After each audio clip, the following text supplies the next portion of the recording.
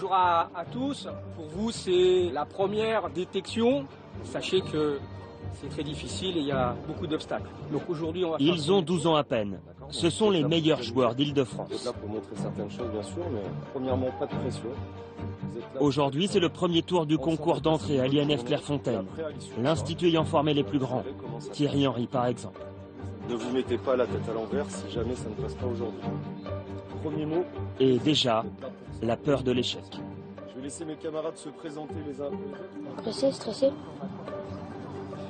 Parce que c'est pour accomplir un rêve. On veut tous être footballeurs et voilà, je suis pressé de voir si je vais réussir, tout ça.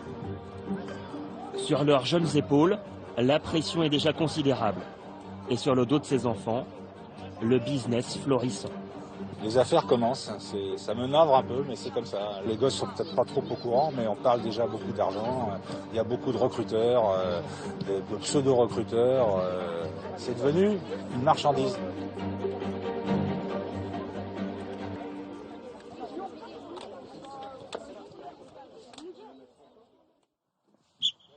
Dernier passage vert. Elle est bonne à jouer. Encore. Maîtrise, elle est dans le jeu. Et là, fini l'action. Va, reprends la vitesse. Torcy dans l'Est parisien. Une fabrique à champions reconnue aux quatre coins de la France. Paul Pogba a été repéré sur ces terrains à l'âge de 14 ans. Et chaque année, les clubs professionnels viennent ici faire leur marché. Bonjour monsieur, par la présente, veuillez trouver en pièce jointe différents éléments pour l'invitation faite à un ou plusieurs joueurs de votre club pour un stage à Caen les 25 et 26 novembre 2014. Stade Malherbe de Caen. Alors là, ça concerne 3 joueurs de la catégorie U12. Là, c'est encore plus précoce que d'habitude. Donc là, ça concerne les 12 ans, dont certains vont s'entraîner tout à l'heure. Éric Laclais reçoit ce type de message au moins une fois par semaine. Sur les 35 meilleurs jeunes talents du club, 1 sur 2 a déjà été sollicité. Et Vermeer, est-ce que je suis lucide pour bien finir? Bien joué, 18. À tort ou à raison, c'est celui qui découvrira le talent le plus tôt, qui remportera la mise, donc il ne faut pas se leurrer. J'allais dire, c'est moins cher, alors c'est un peu cruel de parler comme ça, mais un enfant, à terme, est amené à devenir un footballeur. Le footballeur sur le marché est un produit. Le produit est moins cher si on le découvre tôt. On est sur une logique de capitalisme, clairement. Aujourd'hui, les moins de 13 ans de l'US Torcy reçoivent Choisy-le-Roi. Avec toujours les mêmes objectifs, vous savez que vous êtes observé, vous savez que vous allez être vu.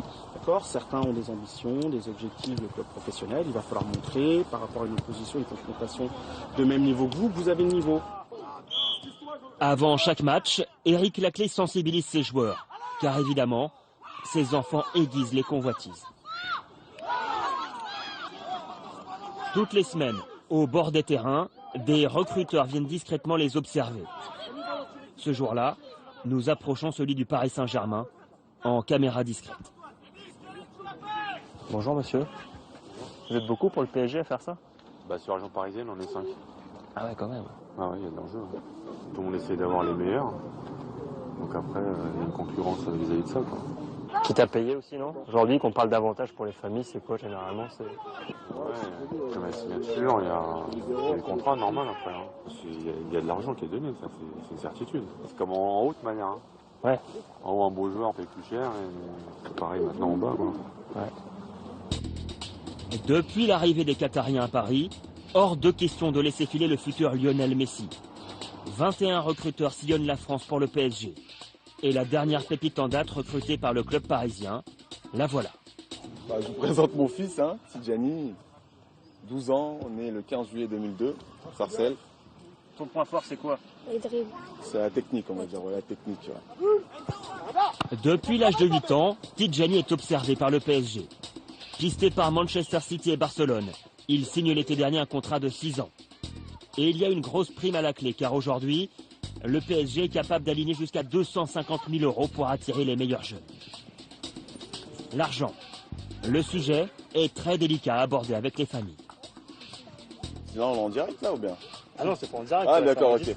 Non, j'ai pas spécialement envie de parler de ça, en fait. J'ai pas spécialement envie de parler de ça, parce que voilà, ça reste un sujet tabou. Est-ce qu'il a déjà un salaire? Non, il n'a pas de salaire, non, du tout. De toute façon, il n'a pas l'âge justement d'avoir un salaire, puisqu'il n'a même pas encore 13 ans. Voilà, mais il y a un contrat qui a été signé, donc Donc il y a un contrat qui a été signé, on va dire ça comme ça, voilà. Ouais. Pourquoi c'est aussi tabou que ça? C'est que ça dérange? C'est que ça dérange et que c'est un enfant de 12 ans et que justement, des contrats, ça peut attirer des convoitises, pas forcément bonnes aussi. Donc pour sa sécurité, je préfère rester pas trop en parler, quoi. Voilà, on va dire ça comme ça. Vu les enjeux, vous comprenez aisément pourquoi certains parents sont aussi attentifs aux performances de leur enfant. Bien joué, Gaylor. Oui. Saka filme tous les matchs de son fils. Et dans l'intervalle. Avec les moins de 13 ans du PSG. Même la veille, le petit, il a la pression déjà. Avant les matchs, ils ont la pression. Plus les parents qui mettent la pression, c'est pas évident, c'est pour les petits en fait, c'est pas facile. Allez Nico. Allez Nico. Oui. Oui. Voilà. C'est chose qui arrive, c'est pas grave. Voilà. C'est chose qui arrive, c'est rien. Certains appellent ça le syndrome de la réussite par procuration. À Bourges, après l'école, en route pour le stade municipal avec Tony et son fils Mathéo. Voilà notre deuxième maison. On en rigole souvent. Hein. Mathéo a 11 ans. Il a déjà fait un essai de 4 jours au Real Madrid. Et 2 fois par semaine, il s'entraîne tout seul, sous les ordres de son père. À partir du moment où tu as mis le pied sur le terrain, tu connais la règle. On est à fond dedans. Quand on sortira du terrain, on peut mener notre vie, d'accord? Prêt? Allez. 30, 29, 28, 27, 26, 19, 14, 18, 17, 15, 16, 16, 17. 15, 14. Pendant 1h30, ce fan de Cristiano Ronaldo répète chaque exercice. Pied droit, pied gauche. Et sa maîtrise est impressionnante. Première vitesse, deuxième, troisième. Hop, on cadre. On cadre. D'accord? C'est pas parce qu'on a l'entraînement qu'on se met pas un petit peu de pression. Hein? On n'est pas relâche, genre, vas-y, ouais. Pas comme ça que ça fonctionne, tu le sais. Hein. Allez, petit. Provoque. Allez, lance la machine, lance la machine. Allez, allez, allez, allez. Allez. Regarde ce que je fais. Voilà. Ça doit être dedans, les barres, les poteaux, je m'en tape. Hein. Pourquoi c'est important de venir t'entraîner avec papa comme ça 2 fois par semaine? Qu'est-ce que ça t'apporte? Progresser, jouer plus et puis Est-ce que c'est dur parfois? c'est le physique. Voilà. Et le mental. Ça doit être mon fils, je le secoue. C'est-à-dire, je veux qu'il comprenne que le foot, c'est vraiment physique. Je le secoue beaucoup, mais voilà. Mais je le prépare pour le futur. Hein. T'es fatigué? Non. Bon alors. Tu te réveilles? Hein? Allez. Tony est conscient de l'énorme potentiel de son enfant. Alors pour les prochains mois se dessine un véritable projet familial. Encore. Déménager à Lyon pour que Mathéo intègre le centre de formation de l'OL. Allez. L'Olympique Lyonnais, faut que j'arrive un jour. À tout prix. C'est que le début. Faut que je continue. Faut que je progresse. Pour ça, faut travailler. Si c'est l'Olympique Lyonnais, j'espère. Donc je le prépare vraiment pour qu'il soit prêt. Marche, souffle. Lyon possède l'une des formations les plus efficaces d'Europe. Ici, 89% des jeunes du centre sont issus de la région. Et chaque lundi, la cellule de recrutement débriefe les observations du week-end. Alors c'est un garçon qui a commencé gardien de but et aujourd'hui il est attaquant axial mais il peut jouer dans le couloir aussi. L'environnement, comment il est? C'est un jeune un peu. Très bonne famille. D'accord. 15 de moyenne à l'école. D'accord. Voilà, donc le gamin qui est capable déjà de discuter avec les adultes comme on aime bien, qui regarde dans les yeux. Hier moi j'ai vu la première mi-temps. Mathéo lui habite à 280 km de Lyon. Et pourtant, c'est un enfant clairement ciblé par l'OL. Aujourd'hui, c'est un joueur qu'on suit. Nous, ce qu'on souhaite, c'est qu'il soit à un moment donné dans notre structure. Maintenant, on ne va pas non plus presser les choses. On ne va pas déroger au règlement. Le règlement. Aucun enfant de moins de 13 ans ne peut signer dans un club à plus de 50 km de son domicile. Est-ce que ses parents seront capables de venir à Lyon déménager sur Lyon. Nous, on ne peut pas répondre quelque part et on ne va pas inciter à ça. Mais ce genre d'éthique ne pèse pas lourd face aux demandes insistantes des familles. Tous les jours sur la boîte mail du club, des messages de parents et d'agents prêts à traverser la France entière pour emmener un enfant à l'essai. Certains n'ont même pas 7 ans. Leur faire des distances kilométriques comme celle-ci ou d'être vendeurs de leur enfance, ça peut laisser penser à plein de choses. Le football côté sombre. De plus en plus d'argent et de plus en plus d'intermédiaires. Moi, mon métier, c'est chercheur de talent. Il s'appelle Yahya Bendelali. Chaque week-end, il arpente l'Île-de-France pour trouver la perle rare. Quand je les détecte, je les mets en relation avec les clubs. C'est un peu chasseur de tête. Voilà, chasseur de tête. Entre autres, chasseur de tête. Voilà. Aujourd'hui, Yahya est à Colombes pour assister au match des moins de 14 ans entre le Racing et le Paris FC. Il ne suffit pas de venir regarder un match. Si on n'a pas le flair, si on n'a pas le coup d'œil, si on ne connaît pas le football, et puis bon, moi avec mon expérience... Les mains pour les deux équipes. Le numéro 14 du Racing lui a tapé dans l'œil. Redouane a 13 ans. C'est un gaucher avec d'énormes qualités techniques. Ah, dommage. J'ai vu que ce petit, il avait quelque chose. Il était à l'aise techniquement, gaucher. J'ai dit, ce gamin, il était pétri de qualité, qu'il fallait lui donner un coup de main. J'ai aussitôt appelé le responsable du recrutement de Nantes. Je lui ai dit, voilà, il y a un super gamin à voir au Racing.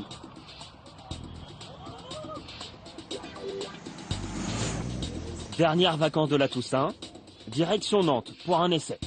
Je sais que c'est en travaillant qu'on va y arriver, ça c'est important. Cette nuit j'ai un peu mal dormi, j'ai un peu stressé et tout ça, mais sinon ça va. Redouane et Yahya sont accueillis à la Jaunelière par le responsable du recrutement du FC Nantes. Comment tu vas? Redouane, ça va? C'est pas trop long? Ouais, ça va, non mais très bien. Redouane en est à son 3e essai dans un club professionnel. L'an dernier, Toulouse et Rennes ne l'avaient pas retenu. Il a 4 jours pour marquer les esprits.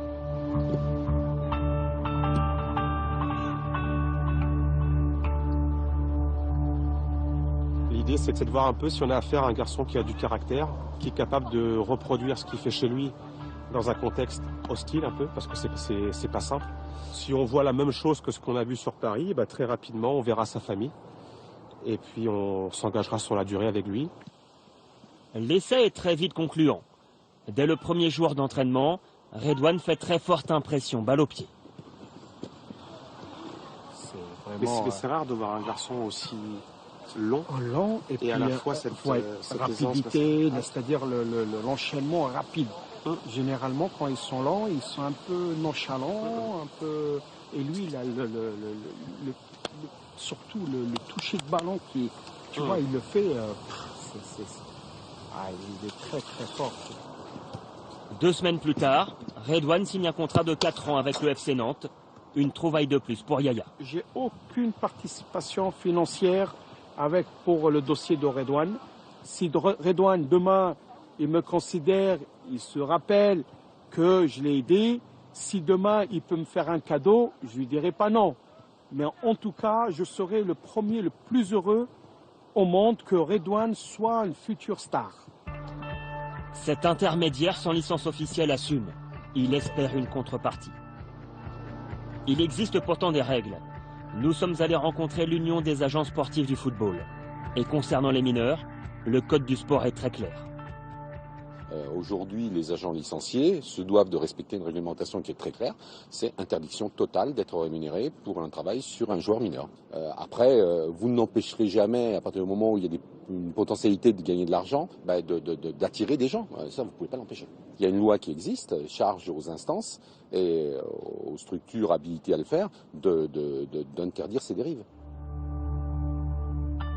Sur le marché des enfants footballeurs, l'équipe de France attire évidemment tous les regards.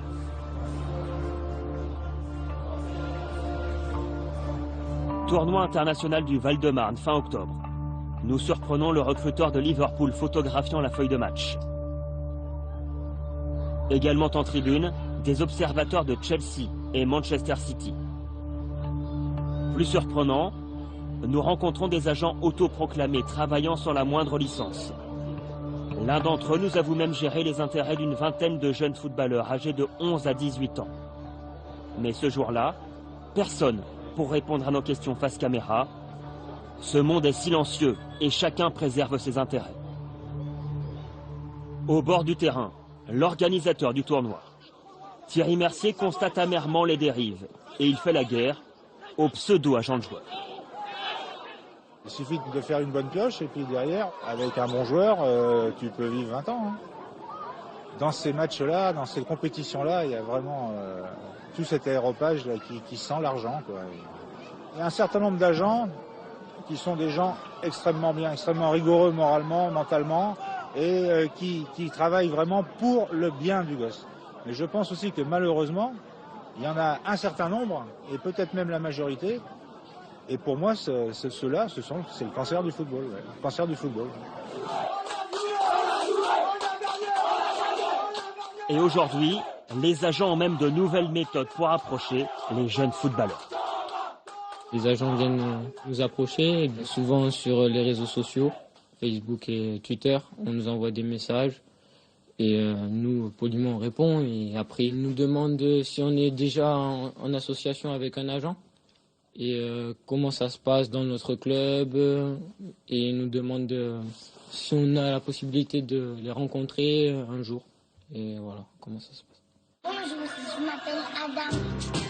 La détection et le recrutement 2.0.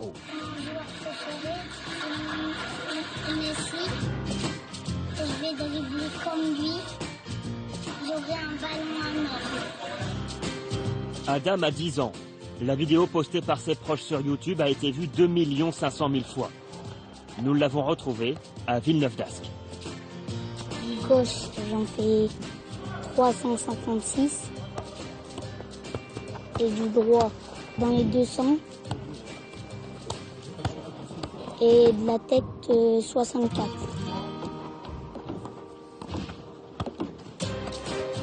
Repéré sur Internet, Adam est observé chaque week-end avec son club de Villeneuve-d'Ascq. Lille, Rennes, Reims, le PSG et même le Barça sont déjà intéressés par son profil. Mais vu d'ici, aucun intérêt à le voir partir si tôt. Nous, ce qu'on souhaite, c'est de le garder jusqu'à 13, 14 ans, 15 ans. D'abord pour que le gamin évolue bien sportivement. Et puis pour rien cacher, pour le club, ça va être bien qu'on a des royalties qui tombent au cas où il est, dans la mesure où il était formé au club. Car les clubs amateurs ont eux aussi droit à leur part du gâteau. Ce sont les indemnités de formation et de solidarité. À chaque transfert international, une somme d'argent est indexée au nombre d'années passées au club entre l'âge de 12 et 21 ans. Si Adam devient un grand joueur, cela peut être le jackpot pour le Villeneuve-d'Ascq Métropole. Chaque club qui a une pépite parmi ses licenciés, inconsciemment, y pense, de toute façon. Je pense, ou alors c'est des faux jetons. Business à tous les étages. Et certains ont parfois du mal à assumer. Drôle d'accueil à Poitiers lorsque nous arrivons début octobre pour assister à l'entraînement d'un jeune gardien de but de 13 ans, tout juste recruté par le club anglais de Chelsea. Quelle raison? Comment? Bah, c'est des installations municipales, monsieur, ici. Vous avez laissé droit à l'image? Ouais. Vous n'avez pas le droit, comment vous aurez un procès? C'est clair, net et précis. C'est vu avec ceci, c'est vu avec le. L'entraînement est à huis clos. Chelsea impose des consignes très claires aux dirigeants du Poitiers Football Club. Concernant le sujet, là, ils sont catégoriques, Chelsea. Hein, ils ne veulent pas entendre parler de reportage, quoi que ce soit. Ils ont passé un accord commun avec les parents et avec nous pour ne pas faire de publicité. Donc, pas de reportage, pas de journaliste, pas de ceci, pas de cela. Voilà. Un mois plus tard, après négociation avec le club et l'avocat de la famille, Nous pouvons approcher le jeune Nicolas Thier. Une condition, ne pas montrer son visage. Il n'a que 13 ans et mesure déjà 1,86 m. À l'entraînement, Nicolas porte les équipements de Chelsea. Et ce jour-là, la séance est en anglais. Okay. Legs. Ready? Other side. Other side. Okay. Good. Une fois par mois, Enrique Hilario vient à Poitiers. Le superviseur des gardiens de Chelsea suit l'évolution de Nicolas, mais le sujet est sensible. À la fin de la séance, no comment. Je suis très heureux que vous soyez là. Je peux parler avec vous un peu de la ville, du temps, mais pas de l'entraînement parce que je ne répondrai pas. Peut-être que Nicolas est le futur gardien de but de Chelsea. Je vais vous répondre la même chose. Demandez-moi ce que vous voulez sur la ville, le temps, la nourriture, la cuisine française. Nicolas Thier ne rejoindra l'Angleterre qu'à 16 ans, l'âge légal pour évoluer dans un club étranger. Concernant l'aspect financier, on parle de 200 000 € d'indemnité pour le Poitiers Football Club et d'une somme proche d'1 million d'euros pour la famille. Au bord du terrain, un bénévole du club nous fait ses quelques confidences. Et la famille, elle arrive à gérer tout ça Ah, c'était un peu... À un moment, c'était difficile. Hein. Ouais. Les agences bousculent, les clubs se bousculent, c'est un enchaînement de beaucoup de choses. Le faire, les sponsors, parce que bon, après, t'as Adidas, Nike et tout, ils le veulent, quoi. Ils veulent qu'ils portent de Adidas ou du Nike ou du Puma, bah oui. Mentalement, il faut qu'il soit fort, le gamin, parce que à 13 ans, tu sais, t'es ado, quoi, t'es encore ado. Aujourd'hui, de plus en plus de jeunes footballeurs s'arrêtent en chemin, lassés de cette pression permanente. Pour ces enfants, le football est déjà un métier. Bon, nous, on n'est pas très préparés à ça, donc du coup c'est un choc pour nous, c'est dur, mais après c'est le métier, c'est le football et on est conscient que c'est ça.